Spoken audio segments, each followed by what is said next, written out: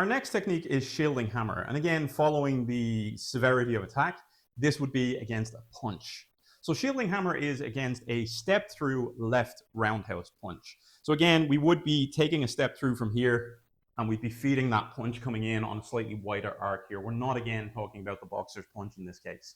My response to that is I am going to take a step back, and I will address some variations as always on this as well. The way that we do it is we will take a step back on this one.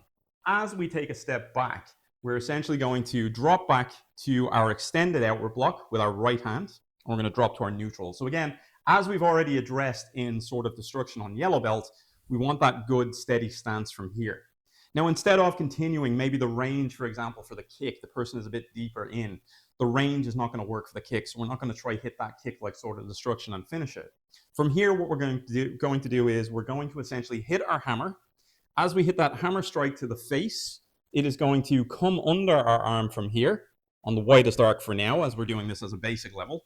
As it comes in, this hand is going to keep its check just in case the person gets a little too close or for whatever reason there's something else we need to cover for. So we're coming under that lead hand. From here then, we're going to drive an outward elbow into the center mass at this point. So that could be sternum, that could be solar plexus. It all depends. Typically, I aim for solar plexus on that one. But again, if the person is slightly lower, if they've fallen down, it could be on the sternum. It could be in numerous different places as well. Aim for center mass, so therefore you'd be hitting somewhere like the solar plexus, which is a very good shot to hit, as we know. So again, we're going to drop back. We've got our outward extended. We've got our hammer strike. Hammer strike is going to touch, essentially, and switch to that line. So we're going from that circular to linear movement that Kenpo is so good at, where the line ends, the circle begins, where the circle ends, the line begins, and so on. So again, that's one of the ways. Another variation of this I've seen over the years is, as I said, you may not have the option to step back. It might not actually be possible. So this can become more of an aggressive block, coming forward like a shield, again, clearing that space. This now becomes more of an active depth check because you have that range. You can now drive that into the solar plexus at this point.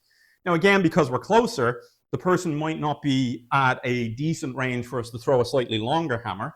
So one of the variations I've seen on this one is once you check out from here, this becomes almost like a punch coming up into the jaw and through. So it's almost hitting the face, bypassing and coming to an upward position.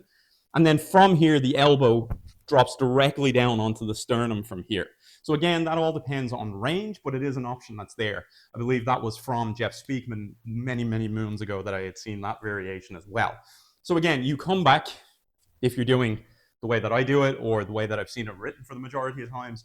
And then you obviously have your variations, which could be you attack forward. As you attack forward, that hammer shot continues on an upward trajectory and then returns back with a kind of dropping downward elbow at this point as well.